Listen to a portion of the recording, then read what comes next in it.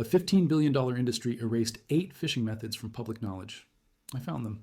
They were buried in United States Army survival manuals from 1943, hidden in government archives that nobody talks about anymore, and carved into stone by indigenous communities over 11,000 years ago.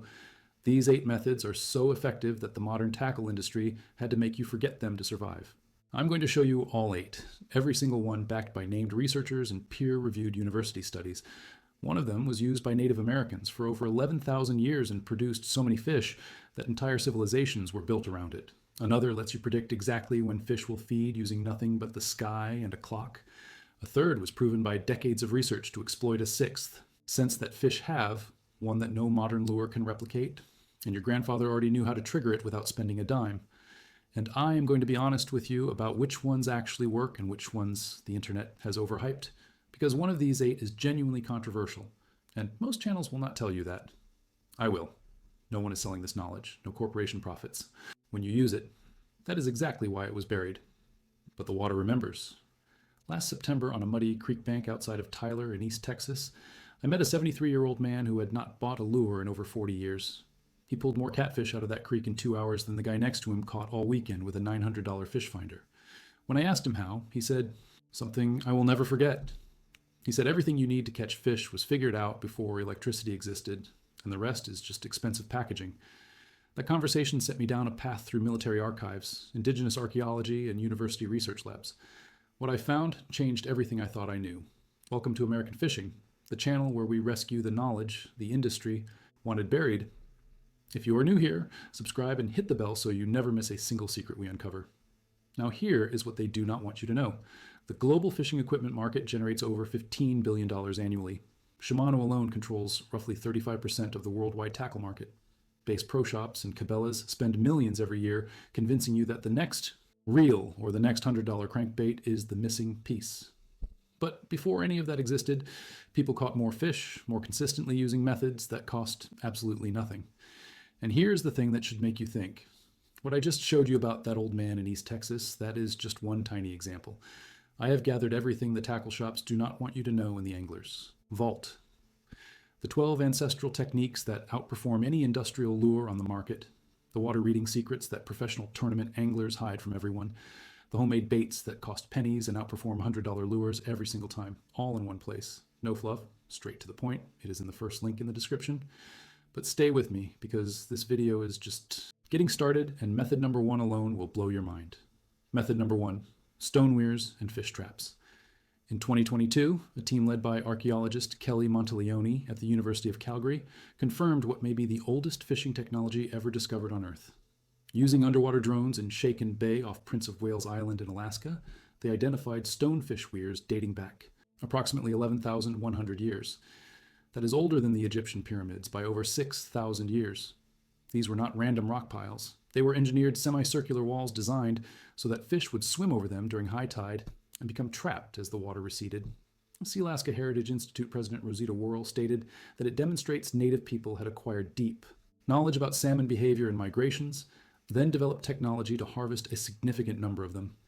In Comox Harbor in British Columbia, researcher Nancy Green documented over 13,600 individual stakes, forming more than 300 fish traps, some dating back 1,300 years. She conservatively estimates between 150,000 and 200,000 stakes in that single harbor alone. In Pennsylvania, stone eel weirs on the Susquehanna River stretch a quarter-mile across the entire riverbed. Indigenous families caught hundreds of pounds of eels per day during peak migration.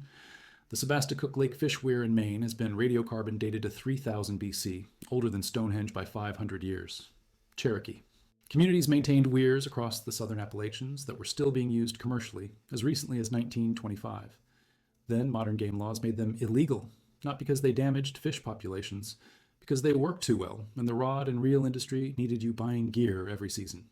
A technology perfected across 11,000 years, validated by archaeologists, and used today by fisheries biologists for population monitoring, was erased from common knowledge in a single generation.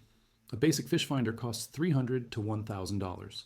A stone weir costs nothing and works while you sleep.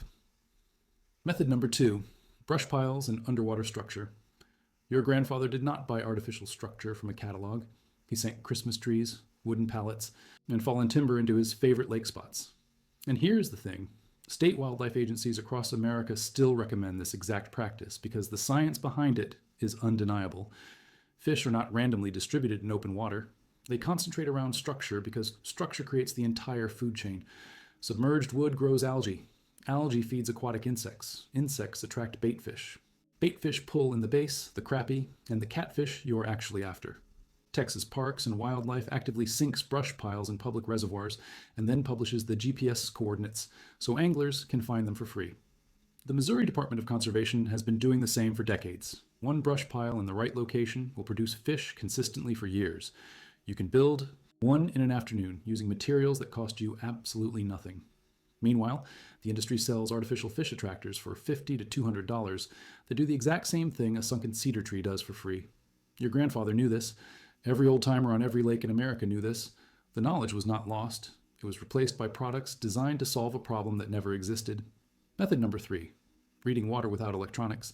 Before fish finders existed, experienced anglers read water like a book. They looked for current seams where fast meets slow because baitfish gather at those edges and predators ambush from behind them.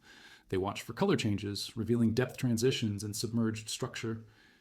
The Army Survival Manual FM 2176 taught soldiers to observe where birds dive and insects swarm on the surface because both signal baitfish below. Foam lines and debris trails pinpoint exactly where current funnels food into predictable strike zones. A $2,000 sonar shows you what is down there. Reading water tells you why it matters and what the fish are doing about it. That skill costs nothing and lasts a lifetime. Method number 4, trot lines and set lines. The Army Survival Manual dedicated an entire section to improvised fishing with multiple hooks on a single main line stretched across productive water. Instead of one rod watching one bait in one spot, you let time do the work. While you sleep, every hook is fishing for you simultaneously. Catfish anglers across the South have used trot lines for generations. A single line with 25 hooks covers more water in one night than a rod, and reel covers in a week. The cost is some heavy line, hooks, and weights. No batteries, no electronics, no subscriptions. The industry replaced this with boat-mounted sonar, trolling motors, and rod holders that cost hundreds each because there is no profit in a spool of line and a box of hooks. Method number 5, natural scent trails. A study in the Journal of Comparative Physiology found that salmon detect chemical concentrations as low as 1 part per billion. That is 1 drop in an Olympic swimming pool. Fish do not primarily find food with their eyes. They find it with their noses. Your grandfather used chicken liver, cheese, and rotten shrimp, not because he was unsophisticated, but because those baits broadcast a scent plume hundreds of feet downstream. Indigenous communities crushed fish guts and animal organs to create chum slicks that drew fish from enormous distances. A 5-cent piece of chicken liver produces a trail a catfish follows from 200 feet away. The industry sells synthetic attractants for $15 to $30, trying to replicate what nature provides for free. Method number 6, the lateral line exploit. This might be the most important method in this entire video. Every fish has a lateral line system running along both sides of its body. According to Britannica and decades of research by Professor Horst Bleckmann, it functions as touch at a distance, detecting water pressure changes, vibrations, and flow patterns. Research published in the Journal of the Acoustical Society of America confirmed that this system detects the hydrodynamic wake of another fish from several meters away, even after that fish has moved on. The microturbulence persists for seconds to minutes. This means a fish does not need to see your bait. It feels it. And simple baits that create natural irregular vibrations, a worm twitching, a crawdad scooting, trigger the lateral line far more effectively than the engineered wobble of a $40 crankbait. Your grandfather's cane pole with a live worm exploited the lateral line before science had a name for it. Method number 7.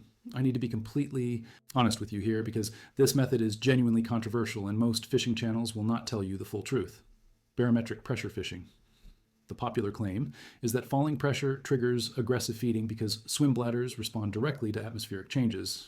Here's what the science says. Dr. Mann's tracked base and found 65% struck during falling pressure versus 30% during rising. Sounds convincing until you read further. The vast majority of strikes occurred when pressure was average. A Bemidji State University study found no significant influence on yellow perch feeding. Woods Hole. Oceanographic Institution noted that fish swimming between 10 and 15 feet experience pressure changes 60 times greater than any weather front produces. The honest answer is this. Barometric pressure probably matters, but mostly as a signal for broader weather changes affecting light, wind, temperature, and oxygen, which are the real drivers. That honesty matters. When I tell you the next method has real evidence behind it, you can trust that. Method number 8, moon phase and solunar timing. In 1926, John Alden Knight examined 33 factors that might predict fish activity and narrowed them to 3: the sun, the moon, and the tides. He published his first solunar tables in 1936. The core idea is that fish feed most aggressively during major periods when the moon is directly overhead or underfoot, and during minor periods at moonrise and moonset. Tournament fishing data consistently shows correlations between major solunar periods and peak catch rates. There is a reason serious bass tournament anglers check these tables before choosing when to pre-fish a lake. The pattern holds across decades of observation, especially around the full moon and new moon. Your grandfather checked the moon before he checked his tackle box. He was not superstitious. He was using the oldest calendar on Earth. It costs nothing. Just look up. 8 methods: fish weirs, brush piles, reading water, trot lines, natural scent, the lateral line, barometric pressure, moon phase timing. None require a purchase. None can be patented. None deplete anything. These methods fed entire civilizations for thousands of years. Then a $15 billion industry needed customers, and the simplest way to create customers was to make you forget what already worked. The water does not forget.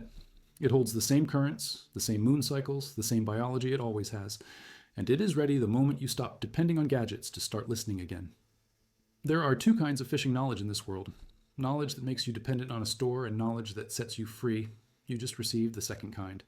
This week, try one method, just one. Sink a brush pile. Read the water before you.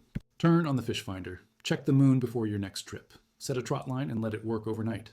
That is how your grandfather started. That is how generations fed their families before anyone tried to sell them a solution to a problem they never had. The tackle industry prayed you would never find this video. The water waited. And if you want to go even deeper, everything the tackle shops will never teach you is inside the Angler's Vault. First link in the description. If this video showed you something you did not know, leave a like. If you know someone who needs to see this, share it. Subscribe and hit the bell to keep rescuing this knowledge with us. Every like and share helps preserve what the industry wants forgotten. Fishing is not just a hobby. It is a heritage, and heritages are protected.